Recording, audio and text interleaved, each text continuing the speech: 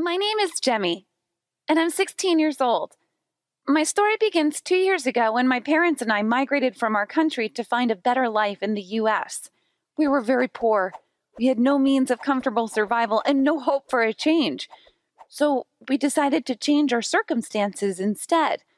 There was no way we could afford the cost and bear with the long process of legal means of living in the United States. So we did what others had done. We became illegal immigrants. Oh, don't be so shocked. We're not bad people. I know it's wrong. I mean, it's called illegal for a reason. I am aware that it's not what we should have done, but this was crucial in our case. We didn't know what else to do. It was either this or stay home and die of starvation. We chose the better option, and for a while, it all worked. We lived simple lives. Mama and I worked as maids. Papa, on the other hand, took whatever job he could get. We knew how dangerous it was to get exposed and did everything to blend in. We were managing like that until one day we heard on the TV some news that later became our worst nightmare. The government was taking new and extreme measures to deport illegal immigrants. This put our entire lives in jeopardy. The daily deportations were increasing rapidly. Hundreds of illegal immigrants were being found. We couldn't risk getting caught because there was nothing, absolutely nothing, waiting for us back home. My parents panicked, not knowing what to do. We'd been hiding for long as illegal immigrants, and we knew that we'd most likely get deported. In the rush of things, an idea popped into my head that I knew could save the whole situation. The thing is, it was too extreme. I thought about it a lot, and eventually, I decided to do it. In one of the houses where I worked, I met a boy who I ended up falling in love with. He was the son of the household, rich, handsome, and somehow we dated. Of course, it was a strange relationship we always had to hide.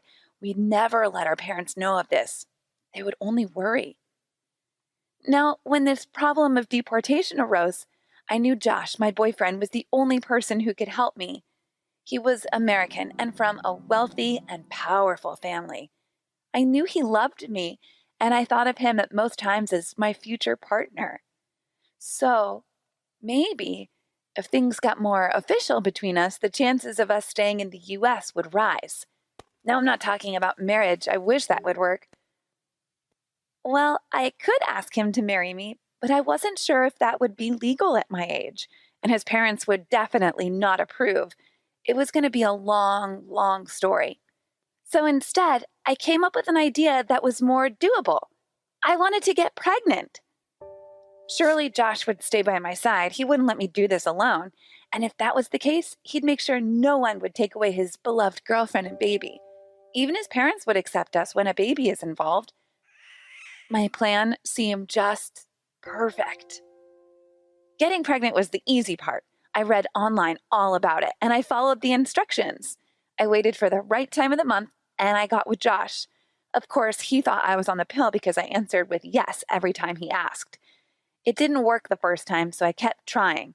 Until one day, the pregnancy test showed positive for pregnancy. Even though things were working according to my plan, when I saw the results, I froze in my place. Was I really pregnant? Seeing the results in my own eyes made everything feel so real. Days after, I went to Josh and told him about the pregnancy. His cold reaction was very confusing and humiliating for me. As if he couldn't understand my words, he said, "What did you say?" I repeated my words and showed him the pregnancy test. Truthfully, I expected Josh to smile widely and say, "Oh my God." But no, at that moment and right before my eyes, his face became like a mask of anger. He blamed me for not using protection properly and said I should not even think of telling anyone anything, and even if I did, he would deny it anyway. Our relationship had always been in secret, so no one would bear witness. I cried, begging him, but he didn't listen. The next day, I was fired. So there I was, one pregnant, jobless, illegal immigrant. I realized that instead of solving our problems, I had made it even worse. I had no choice now. I had to tell my parents. I imagined how they would react. Mama was a Christian. Dad was a peaceful man. Still, as his daughter, I knew he would be a scary disciplinarian when the situation arose. But I had to tell them anyway.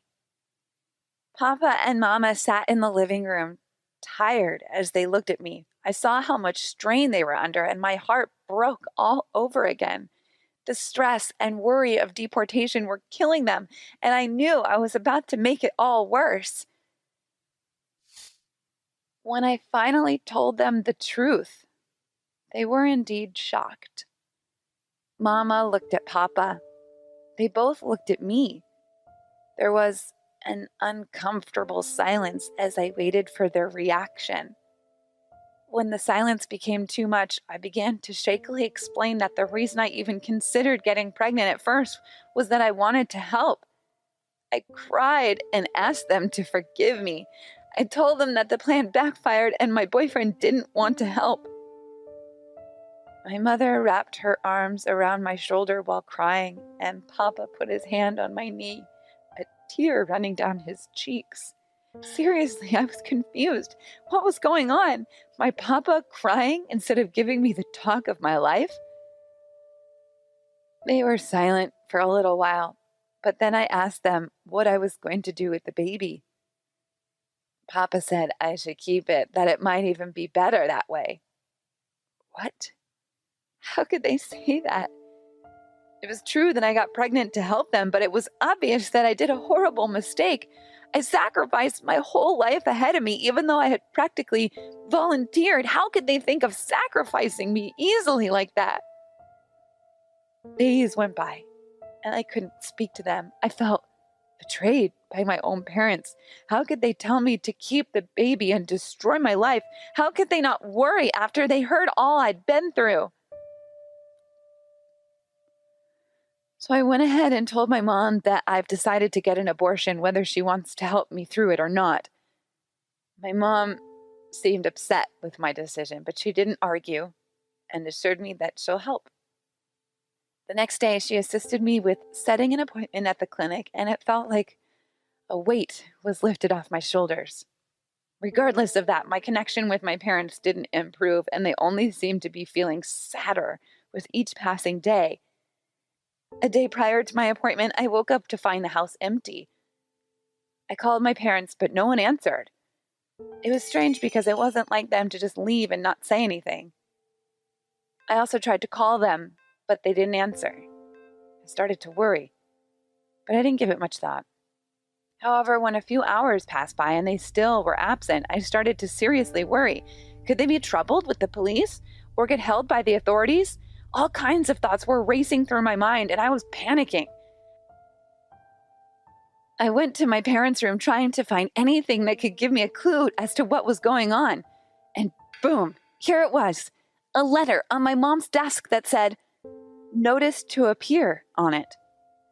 I didn't understand what it meant exactly, so I started reading. The letter was from the government. It was an order for us to appear at court to review our resident status. My heart dropped. Even though we were expecting this, it never really hit me until I saw that letter. I looked at the date set for court, and it was for today. I freaked out. I had no idea what to do. My parents were probably getting an order of deportation at the moment. I had to act fast. Without thinking, I headed out to Josh's place. He was the only person who could help me. When Josh saw me, he was confused. He asked what's wrong. As I was trying to explain to him what had happened, I almost fainted. Josh held me and said that I should relax and tell him what happened. When I did, Josh quickly called his father and asked him what should be done. After several phone calls, Josh said that everything will be taken care of, and together, we headed to court. It was crazy how much power Josh's family had, because when I got there, my parents' trial was delayed for some hours, and they were sitting in the discussion room with a fancy lawyer. When I got there, the lawyer asked me if I was planning to continue with my pregnancy. I looked at my parents and I didn't know how to answer that. The lawyer continued to explain that if my answer was yes, It would help his case very much, and we most likely won't get deported." "And if not?" I asked. The lawyer answered quietly, "Then the chances of staying here won't be that high." My mom lowered her head, then told me that they apologized if I felt pressured about the baby, and told me that they didn't tell me about the notice because they didn't want this to affect the decision I make about my pregnancy. My dad then said that they would never think of sacrificing their own daughter. Seeing him crying was unexpected. He said that there are some things that I don't know about. Problems with dangerous family members were only one of the reasons we had to change locations. If we were to go back to our home country, we could be in real danger. It had been pretty ugly, and they tried to shield me from it all. I was surprised to hear that going back to our country was going to be life-threatening. Dealing with all of this was really hard and complicated. But the reality was that I had a baby on the way, and it could be the only reason to keep us going. "I want to keep the baby," I said. My mom had tears in her eyes. "Are you sure?" Yes, I was sure more than anything that I never want to see my family in danger. I never thought it was possible, but now, 8 months later, I am at peace. Even though Josh didn't want to be a part of the baby's life, I did really well with the help of my parents. The baby girl is already knocking and would be out anytime soon. For the life of me, I can't even believe I once tried to abort this sweet angel. Yes, that's her name, Angel. And she is a constant source of joy to me. My parents were never deported and were granted residence because I was carrying an American child, and I also was underage. So my parents were given permission to stay with me, thanks to Josh's parents' lawyer. I don't know what the future holds and what we will do, but we're trying our best to keep going as a solid family. This was a terrible experience, but still, I am thankful for it. It is the reason I have my angel. So what did you think of this story? Do you know anyone who's been in a similar situation? Share your thoughts with us in the comment section below. Don't forget to like the video and subscribe to our